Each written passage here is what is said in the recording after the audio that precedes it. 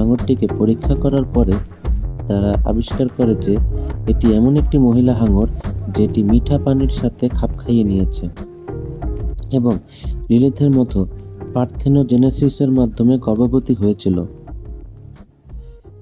Sophia উপসংহারে পৌঁছে যে লিলিথকে ধরা না হলে সে আরও এমন ধরনের সন্তানের জন্ম দিতে পারে। প্যারিসের মেয়র এত মানুষের মৃত্যুর জন্য নিজেকে দোষারোপ করে এবং সোফিয়া ও আদিলকে হাঙরটিকে হত্যা করার আদেশ দেন। কিন্তু তারপরও পরের দিন নদীতে অনুষ্ঠিতব্য অলিম্পিক ট্রায়াল বাতিল করতে অস্বীকার করেন। মেয়র একটি টিভি সাক্ষাৎকারে অংশ নেন, সেখানে নদীতে হাঙরের উপস্থিতি অস্বীকার করেন। সোফিয়া এবং আদিল লিলিথ যেন খোলা জায়গায় আসে তাই তাকে প্রলুব্ধ করার জন্য বিস্ফোরক বিশেষজ্ঞ পয়কার্ট এবং বেরুতির সাহায্য নেয়। তারা হাঙরটিকে উড়িয়ে দেওয়ার পরিকল্পনা তৈরি করে। মেয়র যখন ট্রায়ালের